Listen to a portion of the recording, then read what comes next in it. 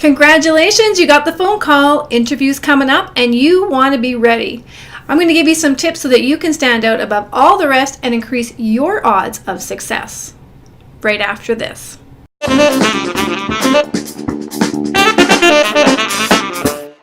Welcome back. My name is Tammy and I am with Nurse Minder. Today we are giving you some tips and tricks right from the insiders on how to be successful and stand out in your interview. One of the first things we're going to talk about is that pre-interview preparation phase.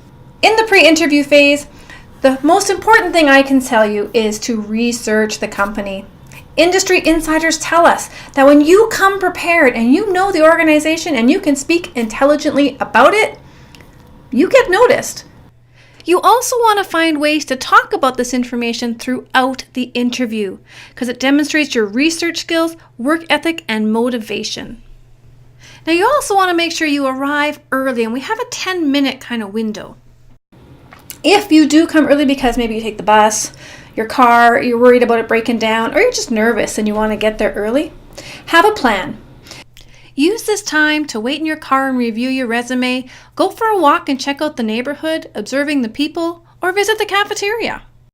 Make sure you've got some clean copies of your resume and cover letter, and that your cell phone is turned off. Nothing worse than getting into the interview and your cell phone vibrates.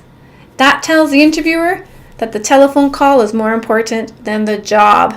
That's right, people have lost jobs because of their cell phone going off during an interview. When candidates are so close and things are so even, the small things matter. All right, so preparation doesn't end just yet because during the interview, there's going to be some standardized questions that you can prepare for ahead of time. Okay, we're here. We're now sitting down across from the interviewer or the panel. Holy doodles, the work begins. Okay, let's take a breath first. It's probably the best advice I can give you in the interview is just to breathe. Okay, now let's consider some of the questions they might ask you. You're going to receive a variety of questions. One might be, tell me about yourself. Now, this isn't the time to list off your interests, your hobbies, your marital status. Instead, what they're really looking for is for you to tell them how your work and your academic experience has positioned you for this job. That's what you want to highlight there. You may also have a lot of different types of questions about scenarios relating to prioritization, organization, and communication. Definitely communication. Now, the interview may seem like it's all one-sided and that they're asking you questions and you're answering back. But a sign of a good candidate is somebody who has questions of their own. So this comes from the research you've done. This is a way you can interject if they haven't asked you till now. This is a place where you can start to share the information you've learned about the organization and ask your own questions. All right, now it's time for the medication math assessment. It will happen. They will ask. In today's day and age, nurses are required more often than not to do a math test as part of their interview.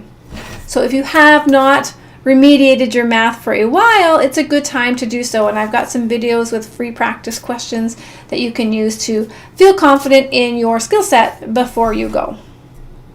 Once the interview is over, it's important to know that there's still a critical phase known as the post-interview follow-up. So you will notice I did not talk about money. It's never a good idea to bring it up in the interview. Instead, wait until the follow-up phone call that either you make or the interviewer makes to you. That would be the time that salary is discussed. Now, this doesn't mean you shouldn't know your range and your value before you go because, again, are you going to take work if it doesn't pay you enough money?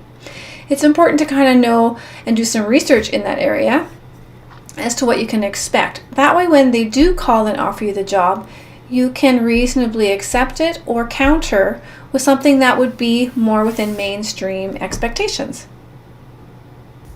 So when is a good time for follow-up?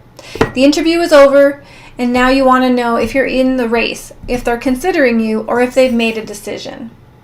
Industry insiders say 48 to 72 hours would be reasonable to make a follow-up phone call or email to inquire about that position. Now, sometimes the interviewer will tell you in the interview as to when they're looking to have someone in place, and that would be a reasonable thing to ask as well. And that can also help you identify when would be a good time to follow up. Well, thanks for watching. I hope these tips help you land the job of your dreams. And if you have some strategies or tips you'd like to share, leave them in the comment section below, because we are stronger together. Don't forget to hit the like button if this video was helpful, share it with your friends, and subscribe. That way you'll be notified when the next video in this series is released. Until next time, make it a great day.